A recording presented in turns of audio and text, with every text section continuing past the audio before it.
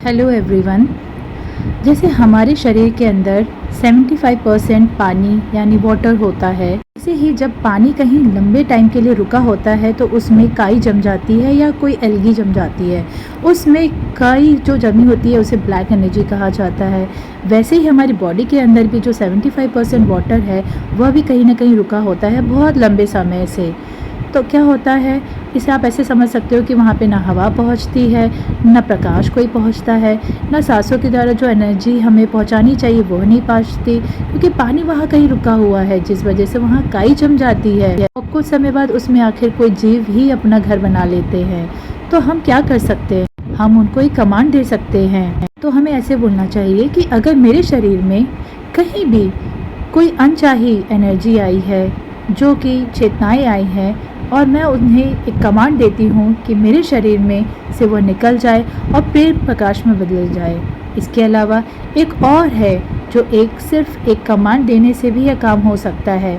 अगर आप इसको और डीपली बोलना चाहते हैं तो ऐसे बोल सकते हैं कि पहले तो हमें इसे पहचानना है।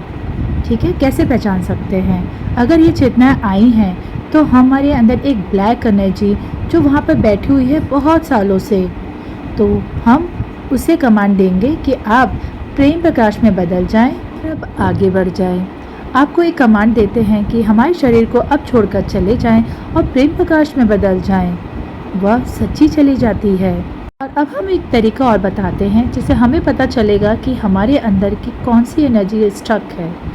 तो फिर आप कभी भी इसे यूज़ कर सकते हैं, उसको कमांड दे सकते हैं और वह क्लीन भी हो सकता है। उनको कैसे पहचानना है, जैसे आपको बहुत ज़्यादा क्रेविंग होती है, कुछ मीठा खाने का मन करता है, तो हम जब ज़्यादा मीठा खाएं तो समझ जाना कि ये है कुछ प्रॉब्लम। दूसरा है हमारे थॉट के प्रति हमारे अवेयरनेस होना चाहिए। अगर बहुत चिड़चिड़ापन आने लग रहा है, गुस्सा आता है या कोई थॉट ऐसा आ रहा है जो बार बार रिपीटेड आ रहा है, काफ़ी घूम रहा है और हमारे माइंड में वही सोच चल रही है दिन रात भर, तो हमें उसको बदलना है और उन्हें हमें रोकना भी है। फिर भी वो बार बार अगर आपके थॉट में आ रहा है, किसी तरीके से निकल नहीं पा रहा है ज़्यादा ध्यान करने के बावजूद भी, तो अब हमें क्या करना चाहिए? तब हमें अपना ध्यान थोड़ा सा थॉट के ऊपर भी देखना चाहिए। हमें यह देखना चाहिए कि बॉडी में किस जगह पेन आ रहा है सबसे ज़्यादा। हम उस पेन पर फोकस कर सकते हैं, वहाँ फोकस करिए और हम एक चेतना से हम बात भी कर सकते हैं। बस उस पर फोकस लगाइए।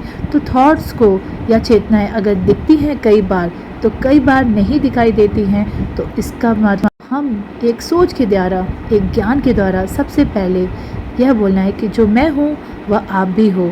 जैसे मैं परमात्मा हूँ, आप भी परमात्मा ही हो। जैसे मैं प्रेम प्रकाश में हूँ, आप भी प्रेम प्रकाश हो। तो आप लोग प्रेम प्रकाश में बदल जाएं। प्रेम प्रकाश जो एक पोर्टल खुला हुआ है उसमें आगे बढ़ जाएं। यही एक सत्य है। इस सत्य को जानिए। और अब आप शरीर में हैं या नहीं, एक्चुअली आपको एक भ्रम है और आपके शरीर में कहीं पेन हो रहा है, तो आप दुख में अभी भी हैं। लेकिन शरीर का दुख दर्द होता है पर सोल का कोई दुख दर्द नहीं होता। तो आप इस भ्रम से बाहर निकलिए और प्रेम प्रकाश में बदलिए और आगे बढ़ जाइए। और अगर ऐसा आप सोच लेना कि सब कुछ प्रेम प्रकाश में बदल गया है और वो आगे चले गए हैं। अगर आपके भी शरीर में कहीं बहुत टाइम से, लंबे समय से दर्द हो रहा है, तो इस कमांड को ज़रूर फॉलो कीजिए।